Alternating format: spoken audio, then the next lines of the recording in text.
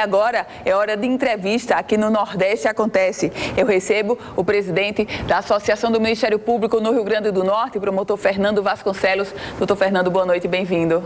Boa noite, Ana Ruth, boa noite, telespectadores. É uma satisfação estar aqui no seu programa para conversarmos um pouco sobre o Ministério Público. Alegria nossa. Doutor Fernando, o Ministério Público passará daqui a poucos dias a ter um novo gestor, o promotor Eudo Leite. Como é que o senhor avalia quais são os desafios que se coloca para o promotor Eudo Leite, que agora assume como Procurador-Geral de Justiça? Na realidade, Eudo assume encontrando uma casa equilibrada. A situação do Ministério Público ela é de equilíbrio, mas tem um desafio de ordem econômica, que é o orçamento, cada vez mais enxuto, com contingenciamento, e ele vai ter que ter a inteligência e a sabedoria de fazer boas escolhas, porque os recursos são escassos e as necessidades são muitas, então ele vai ter que ter essa competência na gestão financeira da instituição. E sob o ponto de vista institucional propriamente dito, da atividade fim, penso que ele deve reforçar cada vez mais a atuação do Ministério Público com eficiência na área da defesa dos direitos difusos, meio ambiente, saúde, educação, um combate mais efetivo à criminalidade, sobretudo a questão dos homicídios, que aqui no Rio Grande do Norte é bastante forte, os índices são inaceitáveis, o combate contínuo à corrupção, enfim, as demandas sociais em geral, acho que vai ser um grande desafio, o desafio também de estabelecer uma relação melhor interna entre membros, entre servidores. A gente sabe que houve alguns desgastes nos últimos tempos na instituição, de sindicato, com procurador e tal. Então, eu acho que o papel do novo procurador é, digamos assim, iniciar um novo tempo e tentar resgatar relações mais saudáveis entre essas entidades e a PGJ. Doutor Fernando, e agora olhando para a instituição Ministério Público, a gente vive um momento de gravíssima crise política, crise ética, crise moral no país. Qual o papel do Ministério Público nesse momento, doutor Fernando? Olha, o Ministério Público ele tem dado um exemplo para a nação de que é possível se enfrentar essa corrupção endêmica que existe na história do nosso país, que não é de hoje. A história do Brasil ela sempre teve lance de corrupção desde o Império, e hoje a gente vê pela primeira vez uma ação, digamos assim, profilática, atingindo todos os partidos, todas as áreas políticas, sem fazer escolha de pessoas, e de modo que termina a República ficando nua. As ações são diárias, a cada dia que a gente assiste o jornal ou acessa a internet, a gente vê uma novidade, é um trabalho contínuo, e não é só na questão federal, mas nos estados, você vê que diariamente a gente vê em quase todos os estados brasileiros também acontecendo operações.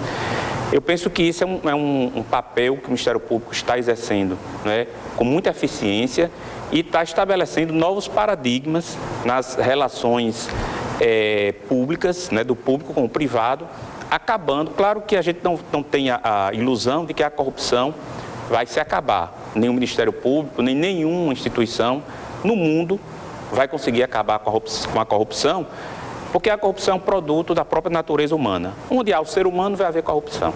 O que não se pode aceitar é a impunidade, é as pessoas que cometem esses atos terem a certeza de que ficarão impunes. Isso no Brasil está começando a mudar. Grandes empresários sendo presos, políticos, a gente vê agora o próprio presidente da República envolvido e com provas de gravações contra ele. Tudo isso trabalho do Ministério Público. Então, se não houvesse esse trabalho, essa investigação, essa seriedade e independência do Ministério Público, nós não teríamos tido essa chance. Então, ao meu ver, o Ministério Público está tendo um papel que vai ficar para a história desse país no combate à corrupção. E como se coloca o Ministério Público no Rio Grande do Norte? Ele está aparelhado, está com pessoal suficiente? Qual a realidade hoje do Ministério Público potiguar, doutor Fernando? Nós temos uma boa condição de trabalho. Claro que não é a ideal, Nós nos ressentimos principalmente na parte de pessoal de apoio, principalmente para grandes operações que exigem uma maior dedicação. né? Você, por exemplo, a gente elogia muito a Lava Jato porque produz resultados, mas você tem uma equipe grande, toda destacada só para fazer aquilo. Então, aqueles procuradores, aqueles delegados, né, que estão trabalhando na Lava Jato, eles só atuam naquele caso. Então, eu penso que se a gente quer enfrentar, né, a criminalidade organizada, a criminalidade que é mais difícil de combater, a gente precisa ter dedicação exclusiva.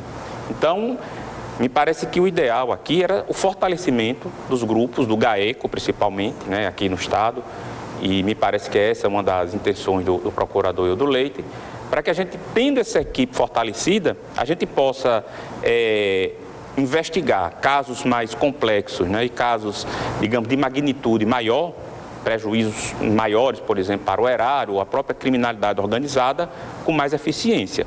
Sem, claro, se descuidar dos crimes menores, que precisam ser também punidos, para que a sociedade não tenha essa sensação de impunidade, né?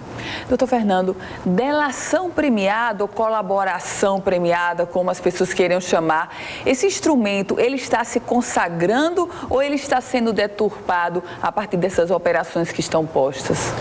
Olha, a colaboração premiada é um excelente instrumento para você atuar no combate à criminalidade organizada, porque nesse tipo de criminalidade, e a corrupção principalmente, você somente vai descobrir todas as entranhas, né, do que está sendo feito se algum criminoso resolver falar. O delator, na verdade, ele é um criminoso também. É apenas um criminoso que resolveu sair daquela organização ou por arrependimento ou para se beneficiar de algum benefício que a lei, né, favorece, como o perdão judicial, a diminuição de sua pena. Então, o delator, ele antes de tudo é um criminoso também, né, e que sabe muito. Não basta a palavra dele, claro, ele tem que provar o que ele está delatando. E isso tem ajudado realmente a se investigar e desvendar uma série de ilícitos. É evidente que o prêmio que ele vai receber pela colaboração vai variar de acordo com o alcance dessa colaboração, né? Se ele produz, né, resultados satisfatórios, né, se ele realmente ajuda a recuperar valores, salvar vidas, é evidente que ele vai receber um prêmio maior. Agora, o que não se pode, não se deve aceitar é que esse prêmio represente uma impunidade para ele. Então, a delação, ela tem que você saber que aquele delator ele vai ter um benefício, mas que o benefício não pode ser a impunidade total. Ele tem que ser punido também, diminuída, porque ele colaborou para que outros agentes também fossem descobertos e, sobretudo, o prejuízo recuperado. A gente conversou aqui no estúdio com o presidente da Associação do Ministério Público no Rio Grande do Norte e da Amperne, promotor Fernando Vasconcelos. Doutor Fernando, obrigada, boa noite. Boa noite, até a próxima oportunidade.